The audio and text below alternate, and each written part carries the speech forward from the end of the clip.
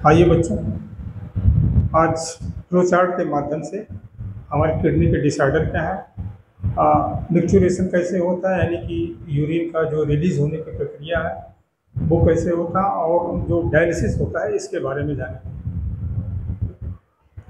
आइए शुरू करते हैं।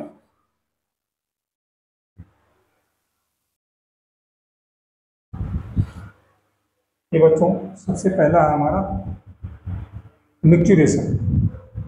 Micturition means process of release of urine.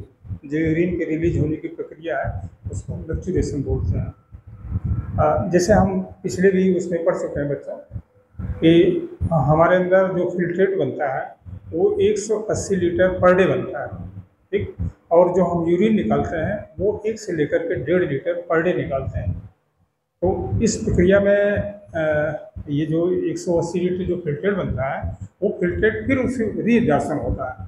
जो हमारी लूपा पेनली है, कलेक्टिंग डक्ट है, उसके द्वारा फिर ब्लड में रीएब्जॉर्ब कर लिया जाता है। ये प्रक्रिया चलती रहती है।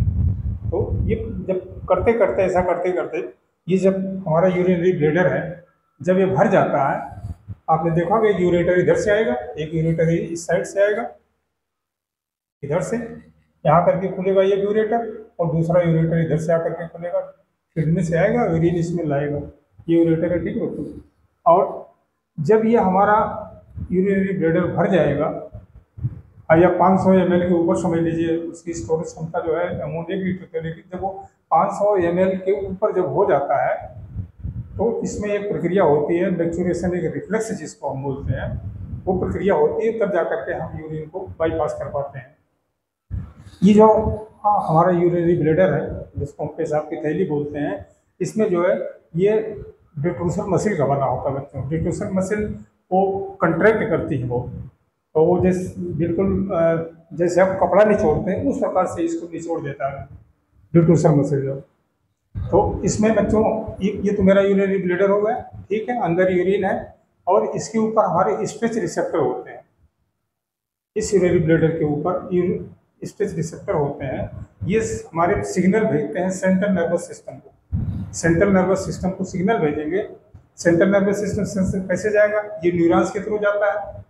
हमारी सेंसरी सेल्स जो वो ले जाएंगे, मैसेज ले जाएंगे सेंट्रल नर्वस सिस्टम के पास, किससे? स्ट्रेस रिसेप्टर से। फुल हो गया, इसको खाली करना है, फिर मैसेज ले जाएंगी सेंट्रल नर्वस सिस्टम के पास। सेंट्रल नर्वस सेंसरी न्यूरॉन्स के थ्रू मैसेज जाएगा।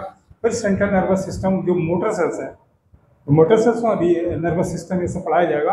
मोटर न्यूरॉन जो है वो मैसेज ले आएंगी। एक मैसेज तो ले आएगी यहाँ पर, ये इसकी जो मसल्स हैं, जो डिट्रूसर मसिल है उसके पास ले जाएगी, तुम कंट्रैक्ट करो। और जो इंस्पेक्टर मसिल जो हमारा जो था, इंस्पेक्टर मसिल जो उसको कंट्रैक्ट किए हुआ था, उसको रिलैक्स करने के लिए मैसेज देंगे।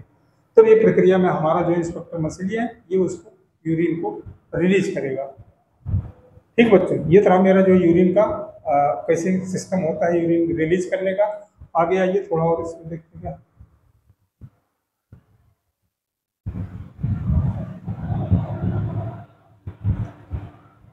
अच्छा, कुछ यूरिन के बारे में चीज़ें दी गई बच्चों। जो हम यूरिन पर डे जो रिलीज करते हैं, 1 से 1.5 लीटर यूरिन हम पर डे रिलीज करते हैं, और इस यूरिन में प्रतिदिन हमारी 25 से 30 ग्राम का यूरिया होती है। 25 to 30 मिलीग्राम यूरिया होती है। हम जो यूरिन पर डे रिलीज करते हैं वो 1 से 1.5 लीटर रिलीज करते हैं। यूरिया, ये जो यूरिन होती है हमारा, इसका पीएच कितना होता है? 6। और इस 6 पीएच का मतलब क्या है? ये स्लाइटली एसिडिक मीडियम है। यूरिन हमारी स्लाइटली एसिडिक मीडियम है। और इसमें ये इसका कलर कैसे होता है? थोड़ा स्लाइटली येलोइश होता है। येलोइश क्यों होता है? बिलिरुबिन बिलिवर्डिन पिगमेंट के नाते होता है। अभी आगे आपको और बताएंगे। और इसमें कुछ चीज़ें दी गई बच्चों। ग्लाइकोसूरिया, जब हमारी यूरिन में कोई एबनॉर्मलिटीज हो जाती है, उसका क्लिनिकल डायग्नोस जब करते हैं, किसी में अगर हमारी यूरिन में ग्लूकोज आ रहा है तो उसको हम कहते हैं ग्लूकोसूरिया, ग्लाइकोसूरिया बोलते हैं। और कीटोन अगर आ रहा है तो कीटोनूरिया कहलाता है। जब फैट का जो है मेटाबॉलिज्म होने लगता है उसमें, तो उसका एक ग्रुप होता है कीटोन, वो कीटोन आने लगता है तो उसको कीटोनूरिया बोलते हैं। अगर ये किसी में है यूरिन में, अगर दोनों आ रहे हैं, ग्लाइकोसूरिया भी है और कीटोनूरिया भी है, कीटोन भी है, ग्लूकोज भी है, तो it is indicative of diabetes mellitus. Diabetes mellitus 2 प्रकार का होता है। एक डायबिटीज़ मेलाइटस होता है, डायबिटीज़ इंसिपिडस होता है। डायबिटीज़ मेलाइटस में क्या शुगर आती है, और डायबिटीज़ इंसिपिडस में जो यूरिन होता है वो वाटरी होता है, मतलब यूरिन और फिर उसको बार बार बाथरूम जाना पड़ता है, तो वो दूसरी है वो एडीएस एंटी डायरेटिक हार्मोन जो उससे नाते होता है। लेकिन ये जो है अगर आप में ये ग्लाइकोसूरिया आ रही है, कीटोनूरिया आ रही है, तो आप ये इसका इंडिकेटिव है कि आपको डायबिटीज मेलाइटस के पास है काफी। ईश्वर ना करे किसी की बीमारी हो।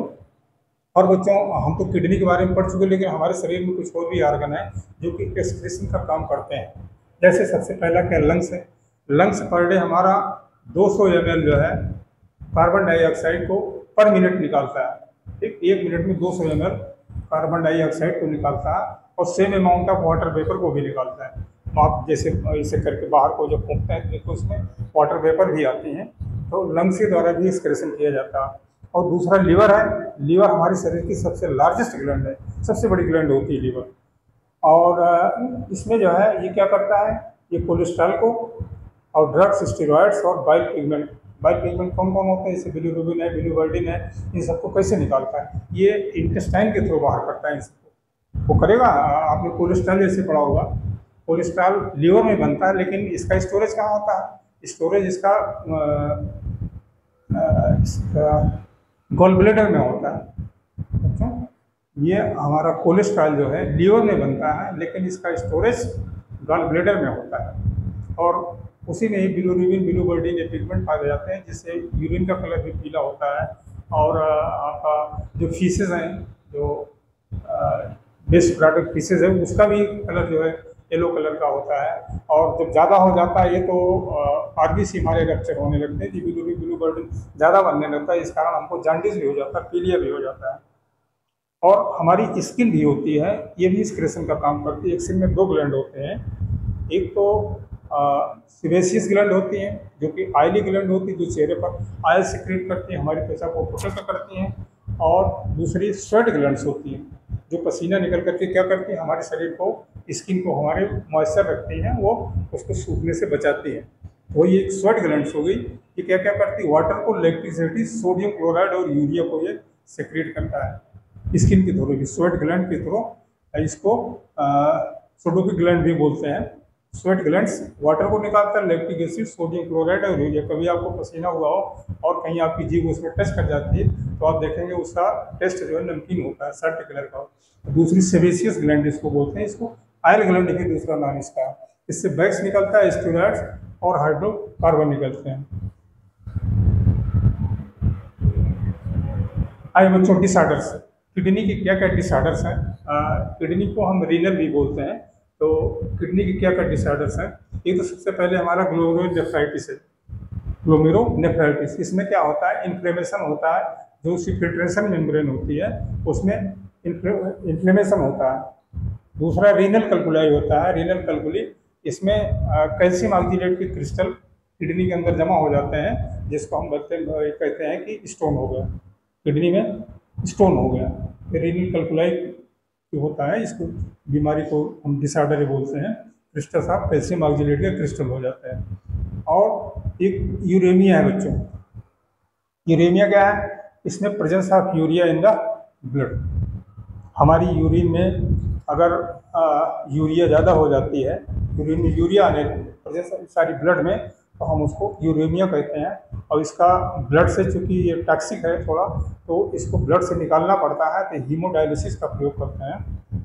हीमोडायलिसिस से इसको यूरिया को बाहर करते हैं। उसकी क्या प्रक्रिया है कि एक जैसे हमारा जो ब्लड होता है उसमें से प्लाज्मा पोर्शन जो रहता है, आप प्लाज्मा को ले लेंगे, उसका जो हीमोडायलाइजर जो मशीन होती है, डायलाइजर, उसमें बिल्कुल सेम रखते हैं। जो ब्लड में हमारे प्लाज्मा होता है, प्लाज्मा माइनस नाइट्रोजनस बेस, मतलब उसमें अमोनिया या यूरिया सारी नहीं रहेगी। यूरिया नाइट्रोजनस बेस हमारा है जो उसके अंदर नहीं रहेगा। इसको डायलाइजर के अंदर वो सब रहेगा, प्लाज्मा रहेगा पूरा, और उसमें से यूरिया नहीं रहेगा, और सारा कंटेंट प्लाज्मा का ही होगा। और उसमें एंटीकोगुलेंट मिला नहीं, हीरोडिन जिससे होगा, तो वो ब्लड को जो कोगुलेशन नहीं होने देता मशीन के अंदर। और उसमें से डायलाइजर मशीन के अंदर डालते हैं, फिर डायलाइजर से उसको स्ट्रेट कर लेते हैं, जो यूरिया है उसको निकाल लेते हैं, बाहर निकाल लेते हैं, और फिर वो ब्लड हमारा शुद्ध हो जाता है। और फिर उसके बाद जो उसमें एंटी कोआगुलेंट जो रहता है उसमें कोआगुलेंट डालते हैं, एंटी हिपेरिन, हिपेरिन जिसे बोलते हैं, कोआगुलेंट और एंटी कोआगुलेंट डालें ताकि कहीं जो है फिर उसको जरूरत पड़े तो ब्लड का थक्का वगैरह बन जाए। ठीक है, ये यूरेमिया में होता है जो। और एक्यूट रीनल फेलियर क्या है, जैसे हमने बताया था heart failure, acute renal failure, renal means kidney, kidney जो हमारी काम करना बंद कर देती है बिल्कुल, तो उसको हम एक्यूट रीनल फेलियर बोलते हैं। इसका सबसे अच्छा विकल्प केवल जो है ऑर्गन ट्रांसप्लांट ही, ऑर्गन ट्रांसप्लांट किडनी का ट्रांसप्लांट ही। और ये किसका लिया जाता है, जो बिल्कुल क्लोज रिलेटिव होते हैं, सो दैट उनका ब्लड मैच करता हो, उनके सारे टिश्यूज और जो मैच करते हों, तो क्लोज रिलेटिव का ही लिया जाता है, ताकि इसमें जो हमारा इम्यून सिस्टम है, जब किसी का कोई बाहर का ऑर्गन हमारी बॉडी के अंदर डाला जाता है वो बॉडी उसका विरोध करती है, हमारा इम्यून सिस्टम उसका विरोध करता है, ऑर्गन जो डाला जाता है उससे ग्रेफ्टिंग को वो विरोध करता है, तो उसके लिए उसको इम्यूनोसप्रेसिव ड्रग भी देनी पड़ती है, जैसे कॉर्टिसोल आपका है। इस प्रकार की इम्यूनोसप्रेसिव ड्रग दे करके, इम्यूनोसप्रेसिव ड्रग दे करके, जैसे कोलेस्ट्रॉल होता है उसको देना पड़ता है। ठीक बच्चों, ये रहा पूरा आपका विद बच्चों।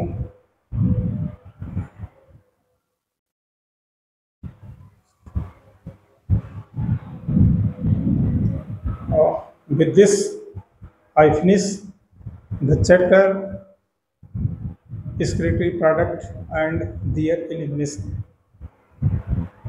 Okay, thank you.